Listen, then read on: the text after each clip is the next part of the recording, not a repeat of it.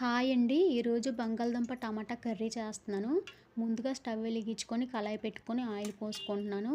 Oil heat అయిన తర్వాత పచ్చిశనగపప్పు, సాయమినపప్పు, ఆవాలు కొద్దిగా వేసుకొని ఆవాలు చిటపటలాడిన తర్వాత కొంచెం కరివేపాకు, 2 పొడవుగా కట్ చేసిన పచ్చిమిరపకాయలు వేసుకొని సన్నగా కోసి పెట్టుకున్న ఉల్లిపాయ ముక్కలు కూడా వేసేసుకొని ఫ్రై చేసుకోవాలి.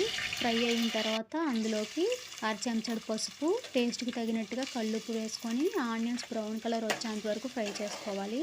ఫ్రై అయిన తర్వాత అందులోకి ముందుగా చేసి పెట్టుకున్న టమాటా ప్యూరీ వేసేసుకుంటున్నాను. నేను ఇక్కడ 3 టమాటాలు మిక్సీ పట్టి ప్యూరీలో చేసి పెట్టుకున్నానండి. అది వేసుకుంటున్నాను. అల్లం వెల్లుల్లి పేస్ట్ కూడా 1 స్పూన్ వేసుకుంటున్నాను. టమాటా ప్యూరీ, అల్లం వెల్లుల్లి పేస్టు 2 పచ్చివాసన పోయేంత వరకు ఒక 5 నిమిషాలు ఫ్రై చేసుకోవాలి. ఫ్రై చేసుకుంటే టేస్ట్ చాలా బాగుంటుంది.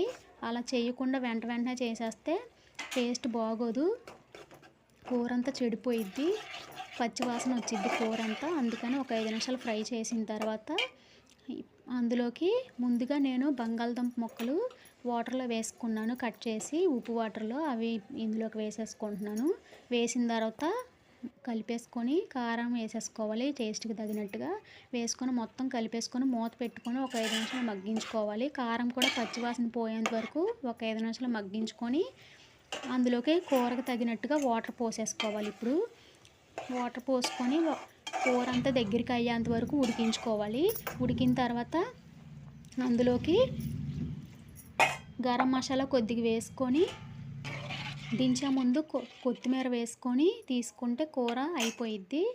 ఇది వేడివేడిగా అన్నంలోకి, రోటీలోకి, చపాతీలోకి అన్నిటిలోకి చాలా బాగుంటుంది, టేస్ట్గా ఉంటుంది. నాకైతే ఈ టైప్లో చాలా నచ్చింది కూర, చాలా టేస్ట్గా వచ్చింది. మీరు కూడా ట్రై చేసి ఎలా వచ్చిందో నాకు కామెంట్ చేయండి. వీడియో నచ్చితే లైక్ చేయండి, షేర్ చేయండి. మా ఛానల్ని ఫస్ట్ టైం చూస్తున్నట్లయితే సబ్స్క్రైబ్ చేసుకోండి. Bye friends. Thank you friends.